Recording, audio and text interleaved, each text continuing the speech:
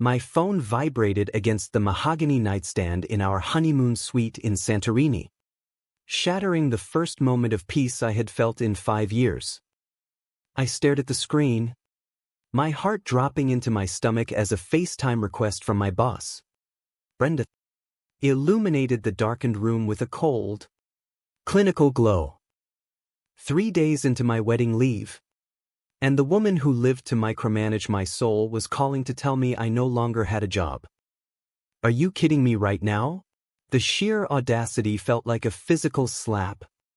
A stinging reminder that to Brenda, I wasn't a creative director, I was just a cog she was ready to grind into dust.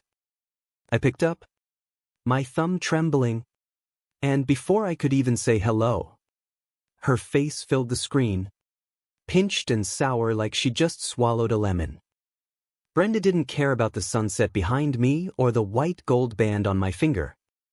She just stared with those cold, predatory eyes and told me that because I wasn't available for an emergency branding meeting at 4 a.m. local time, I was being terminated for abandonment of duties effective immediately.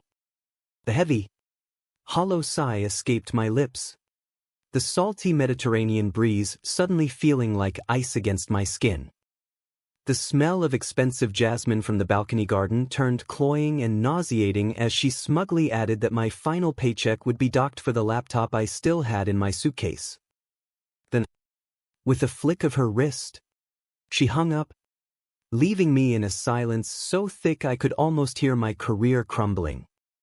But Brenda made one fatal mistake in her rush to ruin my life. She forgot that the revolutionary ecopolymer branding she was about to sell to a Fortune 500 company wasn't company property. It was mine, registered under my own LLC 3 years ago, and she was about to walk right into a $3 million buzzsaw. I sat on the edge of the bed, the sound of the waves crashing against the caldera cliffs below echoing the rhythmic thumping in my ears. How could someone be so short-sighted? I had given that woman my blood, and every waking hour of my 20s, only for her to discard me like a candy wrapper the second I dared to put my personal happiness first. I looked at my husband, who was still asleep, his face peaceful in the soft moonlight. He had warned me about her. Everyone had. Brenda was the quintessential Karen of the corporate world. A woman who climbed the ladder by stepping on the fingers of anyone she deemed inferior, which was everyone. I felt a surge of hot, prickly heat crawl up my neck. It wasn't just sadness anymore, it was a cold, calculated rage. I opened my laptop, the one she claimed was hers, and pulled up the digital vault where I kept my intellectual property filings. There was the Verde Tech trademark and the proprietary molecular coding for the sustainable packaging. I had developed it in my basement during my own time, long before she hired me to save her failing boutique agency. I had even sent her a memo a year ago stating that any use of the Verde Tech process would require a separate licensing agreement. She had laughed it off, calling it a cute little hobby project. Brenda, how do you like my hobby now? The next week was a blur of frantic international calls and hushed conversations with my lawyer back in New York. I told Leo to enjoy the pool while I sat in the shadows of the hotel library, the clicking of my keys the only soundtrack to my revenge. I watched through social media as Brenda posted a photo of herself at a high-end gala in Manhattan, holding a prototype of the Verde Tech bottle. She looked radiant, her teeth blindingly white, captioning the post with a quote about innovation and female leadership. It made my skin crawl. The scent of old books and floor wax in the library felt like a prison, a stark contrast to the freedom I was supposed to be feeling. I could almost hear her voice, that high-pitched, condescending trill she used when she wanted to belittle an intern. Oh, honey, don't worry your little head about the legalities. Just make it look pretty. Every time I thought about it, I felt a fresh wave of indignation. She thought I was a pushover. She thought I was so desperate for her approval that I would let her steal my life's work. She was wrong. So wrong. By the time we touched down at JFK, my lawyer, Marks, had already served the preliminary injunction. We didn't wait for her to call us. We went straight to the source. The Fortune 500 company, a global beverage giant, was about to sign a $50 million contract with Brenda's firm for the exclusive rights to the Verde Tech packaging. They had no idea the owner of the technology was actually an unemployed woman she had fired over a FaceTime call in Greece. I can still smell the scent of the rain-slicked pavement outside the skyscraper where the final signing was supposed to take place. It was a gray, oppressive morning, the kind of New York day that feels like a noir film. My heart was racing, a frantic bird trapped in my chest, as Marcus and I walked through the glass revolving doors. We were dressed for war, sharp suits, briefcases, and an unshakable sense of purpose. We entered the boardroom just as Brenda was raising a glass of champagne. The room was filled with men in gray suits, all nodding in approval at the genius woman at the head of the table. When she saw me, her face went through a fascinating transformation. First, confusion, then annoyance. Finally, a mask of pure, unadulterated Karen rage. "What are you doing here, Sarah?" she hissed, her voice a low, dangerous vibration. "I told you, you're fired. Security, get this disgruntled former employee out of here." She actually pointed a finger at me, her manicured nail trembling. I didn't move. I didn't flinch. I just looked at the CEO of the beverage company and laid a thick folder on the table. The sound of the paper hitting the wood was like a gavel. "I'm not here for my job, Brenda," I said, my voice steady and cold. "I'm here to stop you from selling something you don't own. This packaging technology is my registered trademark and patented intellectual property. And as of 10 minutes ago, your firm is being sued for $3.5 million in damages and lost licensing fees."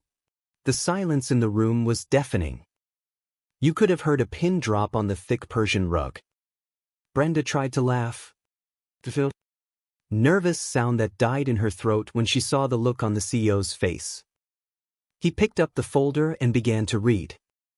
I watched Brenda's composure disintegrate. The way she fumbled with her glass. The way a bead of sweat broke through her expensive foundation and rolled down her temple. It was beautiful. She started stammering. Trying to pivot? Trying to gaslight me right there in front of the most powerful people in the industry. "It was a work for hire," she screamed, her voice cracking. "Everything you do belongs to me. I bought you." The CEO looked up, his expression one of pure disgust. "Actually, Miller," he said, his voice like gravel.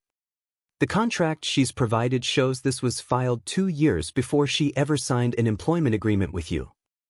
And your own emails, which are included here in the discovery packet, refer to this as her independent project that you hope to collaborate on. You lied to us." The twist Brenda didn't see coming was that I hadn't just sued her.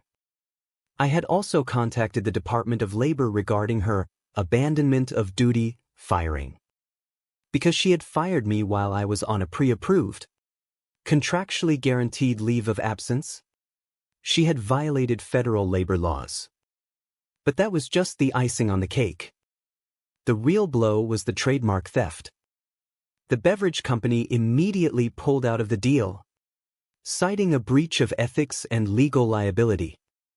Brenda's firm, which was already on shaky ground, began to implode within minutes. As the lawyers and executives filed out of the room, leaving her standing there alone amidst the half-empty champagne flutes, I felt a strange sense of calm. The anger was gone, replaced by a profound realization of my own worth. Turned to me, her eyes red-rimmed and full of venom. "You ruined me," she whispered. "You think you're so smart? But you'll never work in this town again." "I'll make sure of it." I just looked at her, really looked at her, and realized how small she was. She was a bully who relied on fear because she had no talent of her own. "The difference between us, Brenda," I said, leaning in so only she could hear, "is that I don't need to steal someone else's light to shine. You didn't just fire a creative director. You fired the only person who was keeping your company's heart beating. Enjoy the lawsuit." I walked out of that building and into the crisp New York air, taking a deep, cleansing breath. The smell of the city, the exhaust, the street food, the rain never smelled so sweet. 6 months later, the settlement came through. $3.5 million. It wasn't just about the money, though that certainly didn't hurt. It was about the precedent. It was about the fact that no matter how much power someone thinks they have, they cannot steal your identity, your creativity, or your dignity. I used a portion of the settlement to start my own design firm, Verde Tech Innovations, and my first client was the very beverage company Brenda tried to scam. They wanted the technology, but more than that, they wanted the person who had the backbone to defend it.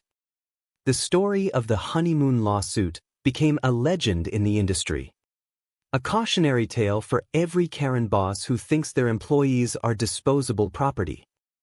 Justice isn't always fast, and it isn't always easy.